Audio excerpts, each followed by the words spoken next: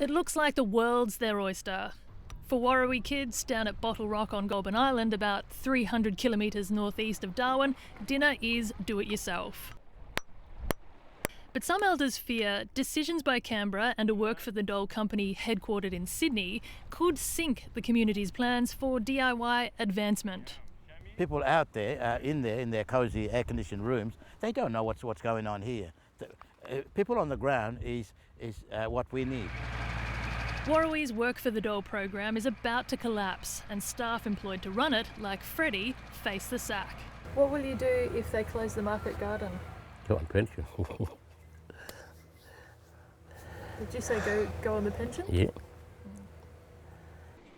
That's madness to 38-year-old Albert Matpuri, who's working his first ever real job.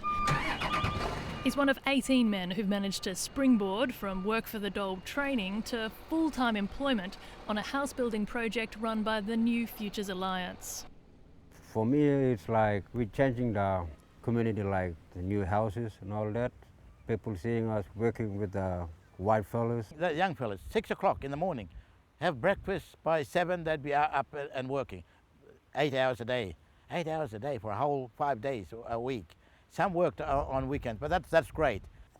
It's, the living standards have increased because they can now buy a fridge or a washing machine. In 2013, the federal government revamped its Work for the Dole scheme in the bush, calling it RJCP, and the Sydney-based Job Find won the contract to run it in the Katherine and West Arnhem regions.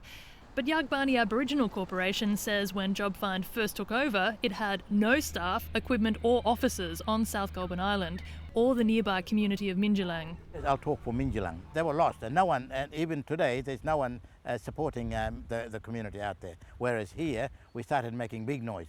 They say it took a year of lobbying both the company and the government before Job Find agreed to fund Yagbani to run work-like activities at Warruwi.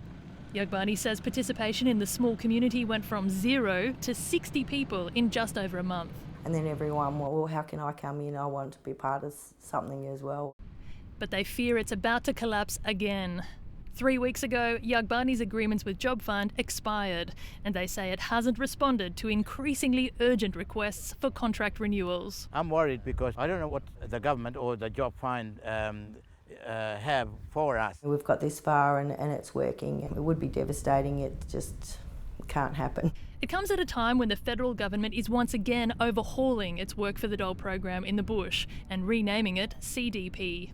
Indigenous Affairs Minister Nigel Scullion won't talk, but in a statement says RJCP had been poorly managed.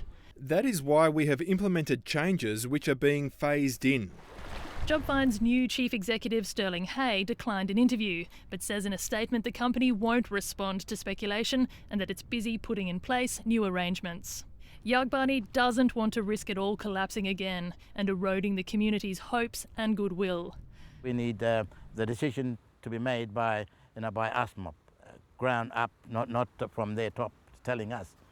They're putting in a bid to take over from Job Find. Alyssa Betts, ABC News.